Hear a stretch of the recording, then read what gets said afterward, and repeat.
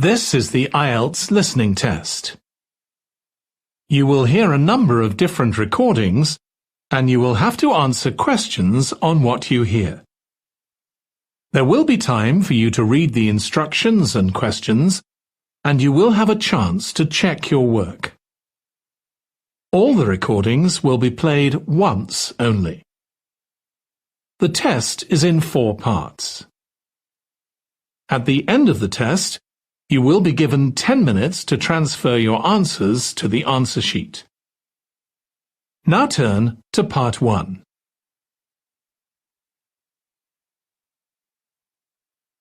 Part 1. You will hear a representative from a train company talking to a woman about her train journey. First, you have some time to look at questions 1 to 6.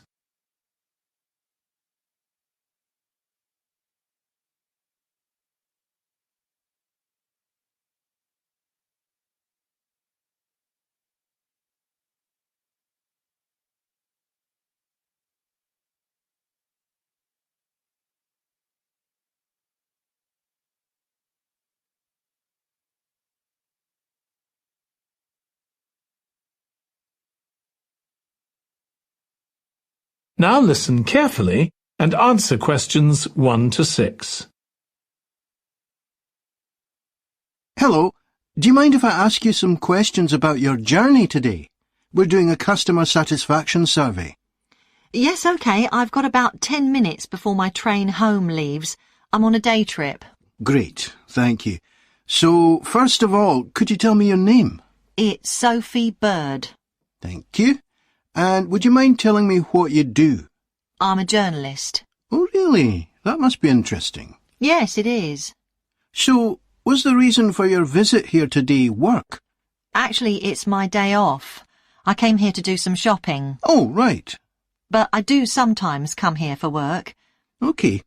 Now, I'd like to ask some questions about your journey today, if that's OK. Yes, no problem. Right. So, can you tell me which station you're travelling back to? Stormforth, where I live. Can I just check the spelling? Staunfirth?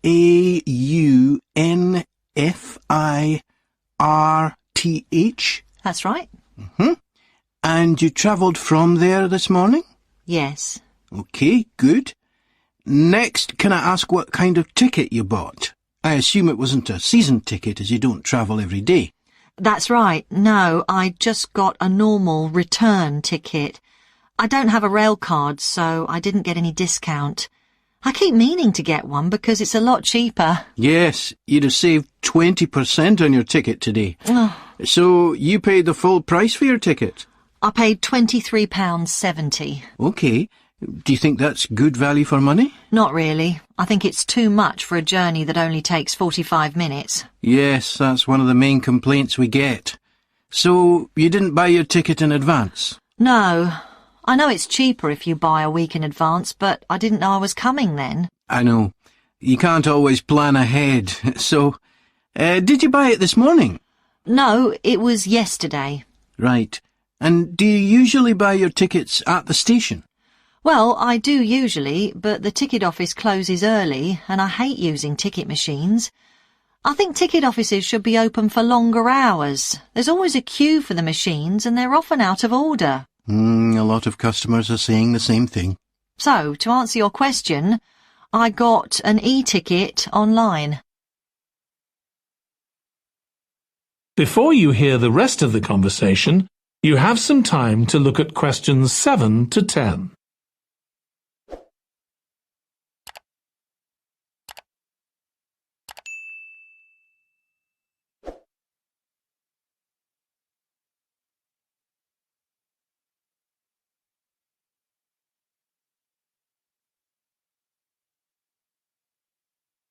Now listen and answer questions 7 to 10. OK, thank you. Now I'd like to ask you about your satisfaction with your journey. So what would you say you were most satisfied with today? Well, I like the Wi-Fi on the train. It's improved a lot. It makes it easier for me to work if I want to. That's the first time today anyone's mentioned that. Oh. It's good to get some positive feedback on that. Mm. And is there anything you weren't satisfied with? Well, normally the trains run on time and are pretty reliable, but today there was a delay. The train was about 15 minutes behind schedule. OK, I'll put that down. Now, I'd also like to ask about the facilities at the station. You've probably noticed that the whole station's been upgraded. What are you most satisfied with? I think the best thing is that they've improved the amount of information about train times, etc. that's given to passengers. It's much clearer. Before, there was only one board and I couldn't always see it properly, which was frustrating. That's good. And is there anything you're not satisfied with? Let's see. I think things have generally improved a lot. The trains are much more modern and I like the new cafe. But one thing is that there aren't enough places to sit down, especially on the platforms. OK, so I'll put seating down, shall I, as the thing you're least satisfied with? Yes, OK. Can I ask your opinion about some of the other facilities? We'd like feedback on whether people are satisfied, dissatisfied, or neither satisfied nor dissatisfied. OK. What about the parking at the station? Well, to be honest, I don't really have an opinion, as I never use it. So neither satisfied nor dissatisfied for that, then? Yes, I suppose so. OK, and what about the... That is the end of part 1. You now have 1 minute to check your answers to part 1.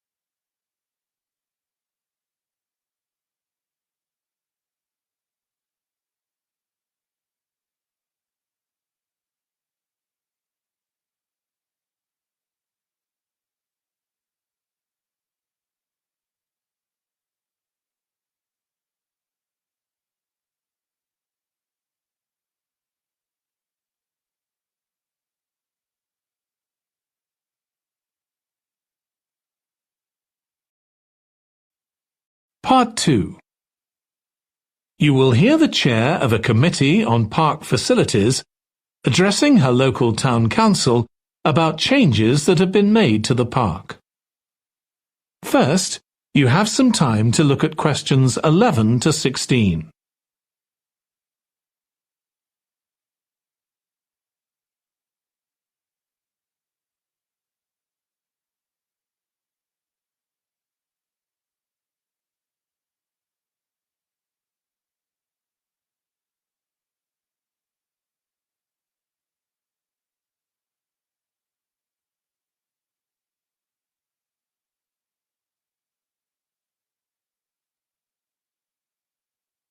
Now listen carefully and answer questions 11 to 16. As chair of the Town Council Subcommittee on Park Facilities, I'd like to bring you up to date on some of the changes that have been made recently to the Croft Valley Park. So if you could just take a look at the map I handed out, let's begin with a general overview. So, the basic arrangement of the park hasn't changed. It still has 2 gates, north and south, and a lake in the middle. The cafe continues to serve an assortment of drinks and snacks, and is still in the same place, looking out over the lake and next to the old museum. We're hoping to change the location of the toilets and bring them nearer to the centre of the park, as they're a bit out of the way at present, near the adventure playground, in the corner of your map. The formal gardens have been replanted and should be at their best in a month or 2. They used to be behind the old museum, but we've now used the space near the south gate between the park boundary and the path that goes past the lake towards the old museum. We have a new outdoor gym for adults and children, which is already proving very popular. It's by the glass houses, just to the right of the path from the south gate. You have to look for it, as it's a bit hidden in the trees. One very successful introduction has been our skateboard ramp. It's in constant use during the evenings and holidays. It's near the old museum, at the end of a little path that leads off from the main path between the lake and the museum. We've also introduced a new area for wildflowers to attract bees and butterflies. It's on a bend in the path that goes round the east side of the lake, just south of the adventure playground. Before you hear the rest of the presentation, you have some time to look at questions 17 to 20.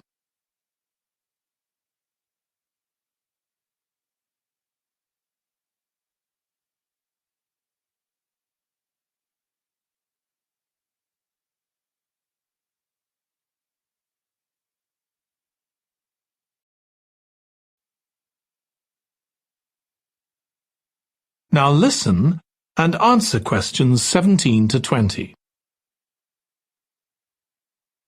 Now, let me tell you a bit more about some of the changes to Croft Valley Park. One of our most exciting developments has been the adventure playground. We were aware that we had nowhere for children to let off steam, and decided to use our available funds to set up a completely new facility in a large space to the north of the park. It's open year-round, though it closes early in the winter months, and entrance is completely free. Children can choose whatever activities they want to do, irrespective of their age. But we do ask adults not to leave them on their own there. There are plenty of seats where parents can relax and keep an eye on their children at the same time. Lastly, the glass houses. A huge amount of work has been done on them to repair the damage following the disastrous fire that recently destroyed their western side. Over £80,000 was spent on replacing the glass walls and the metal supports, as well as the plants that had been destroyed, although, unfortunately, the collection of tropical palm trees has proved too expensive to replace up to now. At present, the glass houses are open from 10 a.m. to 3 p.m. Mondays to Thursdays, and it's hoped to extend this to the weekends soon. We're grateful to all those who helped us by contributing their time and money to this achievement. The gardens have really been a... That is the end of part 2. You now have 30 seconds to check your answers to part 2.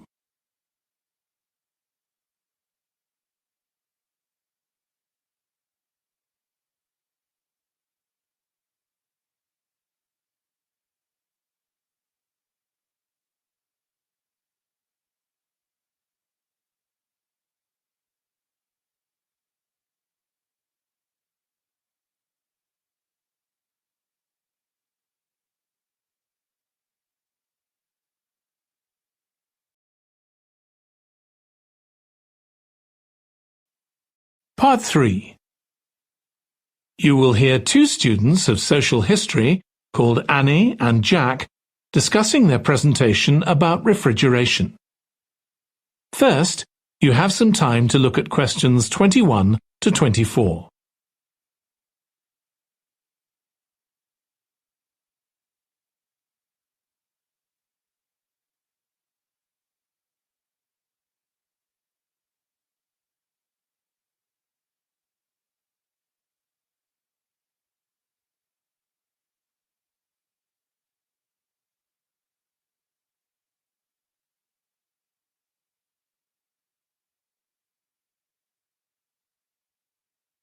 Now listen carefully and answer questions 21 to 24. OK, Jack. Before we plan our presentation about refrigeration, let's discuss what we've discovered so far. Fine, Annie, though I have to admit I haven't done much research yet. Nor me. But I found an interesting article about ice houses. I'd seen some 18th and 19th century ones here in the UK, so I knew they were often built in a shady area or underground, close to lakes that might freeze in the winter. Then blocks of ice could be cut and stored in the ice house. But I didn't realise that insulating the blocks with straw or sawdust meant they didn't melt for months. The ancient Romans had refrigeration too. I didn't know that. Yes. Pits were dug in the ground, and snow was imported from the mountains, even though they were at quite a distance. The snow was stored in the pits. Ice formed at the bottom of it. Both the ice and the snow were then sold. The ice cost more than the snow, and my guess is that only the wealthy members of society could afford it. I wouldn't be surprised. I also came across an article about modern domestic fridges. Several different technologies are used, but they were too complex for me to understand. You have to wonder what happens when people get rid of old ones. You mean because the gases in them are harmful for the environment? Exactly. At least there are now plenty of organisations that will recycle most of the components safely. But of course, some people just dump old fridges in the countryside. It's hard to see how they can be stopped, unfortunately. In the UK, we get rid of 3 million a year altogether. That sounds a lot, especially because fridges hardly ever break down. That's right. In this country, we keep domestic fridges for 11 years on average, and a lot lasts for 20 or more. So if you divide the cost by the number of years you can use a fridge, they're not expensive, compared with some household appliances. True. I suppose manufacturers encourage people to spend more by making them different colours and designs. I'm sure when my parents bought their first fridge, they had hardly any choice. Yes, there's been quite a change. Before you hear the rest of the discussion, you have some time to look at questions 25 to 30.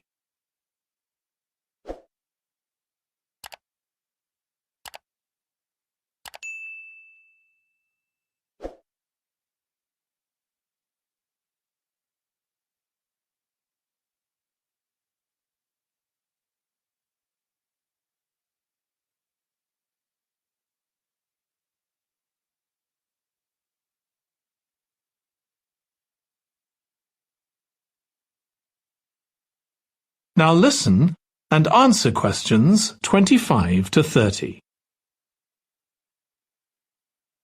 Right, let's make a list of topics to cover in our presentation and decide who's going to do more research on them. Then later we can get together and plan the next step. OK. How about starting with how useful refrigeration is and the range of goods that are refrigerated nowadays? Because, of course, it's not just food and drinks. No, I suppose flowers and medicines are refrigerated too. And computers. I could do that, unless you particularly want to. No, that's fine by me. What about the effects of refrigeration on people's health? After all, some of the chemicals used in the 19th century were pretty harmful, but there have been lots of benefits too, like always having access to fresh food. Do you fancy dealing with that? I'm not terribly keen, to be honest. Nor me. My mind just goes blank when I read anything about chemicals. Oh, all right then. I'll do you a favour. But you owe me, Jack. OK. What about the effects on food producers, like farmers in poorer countries being able to export their produce to developed countries? Something for you, maybe? I don't mind. It should be quite interesting. I think we should also look at how refrigeration has helped whole cities, like Las Vegas, which couldn't exist without refrigeration because it's in the middle of a desert. Right. I had a quick look at an economics book in the library that's got a chapter about this sort of thing. I could give you the title if you want to do this section. Not particularly, to be honest. I find economics books pretty heavy going as a rule. OK, leave it to me then. Thanks. Then there's transport and the difference that refrigerated trucks have made. I wouldn't mind having a go at that. Don't forget trains too. I read something about milk and butter being transported in refrigerated railroad cars in the USA right back in the 1840s. I hadn't thought of trains. Thanks. Shall we have a separate section on domestic fridges? After all, they're something everyone's familiar with. What about splitting it into two? You could investigate 19th and 20th century fridges, and I'll concentrate on what's available these days, and how manufacturers differentiate their products from those of their competitors. OK, that'd suit me. That is the end of part 3. You now have 30 seconds to check your answers to part 3.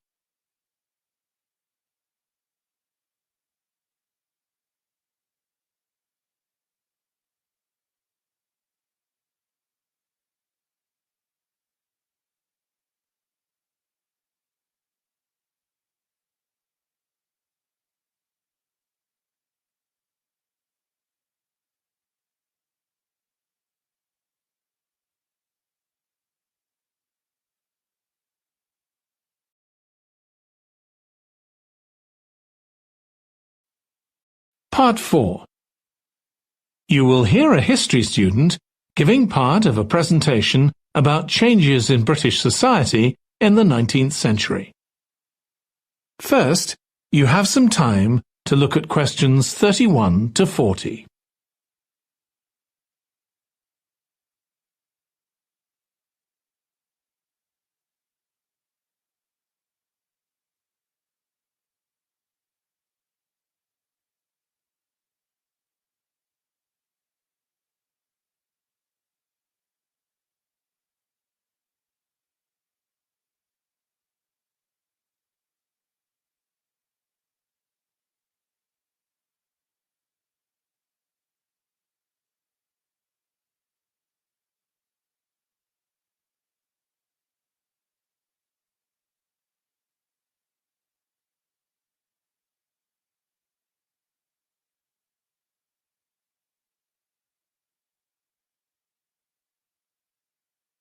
Now listen carefully and answer questions 31 to 40. Hi everyone. In this session, I'll be presenting my research about the social history of Britain during the Industrial Revolution. I particularly looked at how ordinary lives were affected by changes that happened at that time. This was a time that saw the beginning of a new phenomenon, consumerism, where buying and selling goods became a major part of ordinary people's lives. In fact, it was in the 19th century that the quantity and quality of people's possessions was used as an indication of the wealth of the country. Before this, the vast majority of people had very few possessions, but all that was changed by the Industrial Revolution. This was the era from the mid-18th to the late 19th century, when improvements in how goods were made, as well as in technology, triggered massive social changes that transformed life for just about everybody in several key areas. First, let's look at manufacturing. When it comes to manufacturing, we tend to think of the Industrial Revolution in images of steam engines and coal. And it's true that the Industrial Revolution couldn't have taken place at all if it weren't for these new sources of power. They marked an important shift away from the traditional watermills and windmills that had dominated before this. The most advanced industry for much of the 19th century was textiles. This meant that fashionable fabrics and lace and ribbons were made available to everyone. Before the Industrial Revolution, most people made goods to sell in small workshops, often in their own homes. But enormous new machines were now being created that could produce the goods faster and on a larger scale, and these required a lot more space. So large factories were built, replacing the workshops and forcing workers to travel to work. In fact, large numbers of people migrated from villages into towns as a result.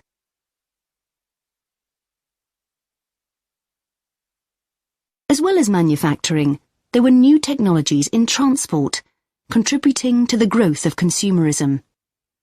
The horse-drawn stagecoaches and carts of the 18th century, which carried very few people and goods and travelled slowly along poorly surfaced roads, were gradually replaced by the numerous canals that were constructed. These were particularly important for the transportation of goods.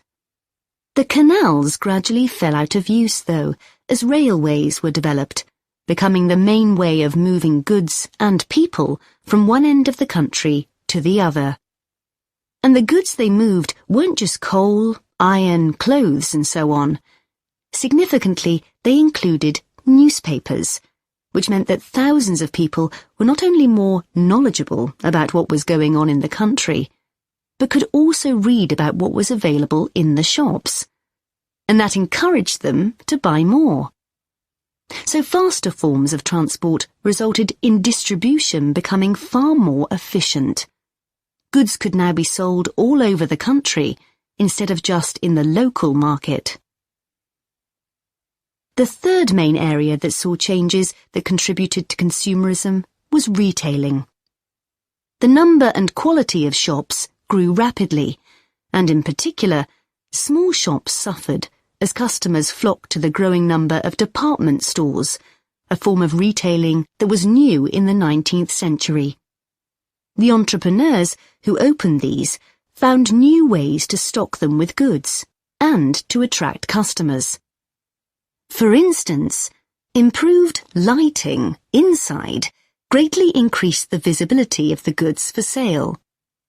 Another development that made goods more visible from outside resulted from the use of plate glass, which made it possible for windows to be much larger than previously. New ways of promoting goods were introduced too. Previously, the focus had been on informing potential customers about the availability of goods. Now, there was an explosion in advertising trying to persuade people to go shopping. Flanders claims that one of the great effects of the Industrial Revolution was that it created choice. All sorts of things that had previously been luxuries, from sugar to cutlery, became conveniences, and before long they turned into necessities. Life without sugar or cutlery was unimaginable, rather like mobile phones these days. That is the end of part 4. You now have 1 minute to check your answers to part 4.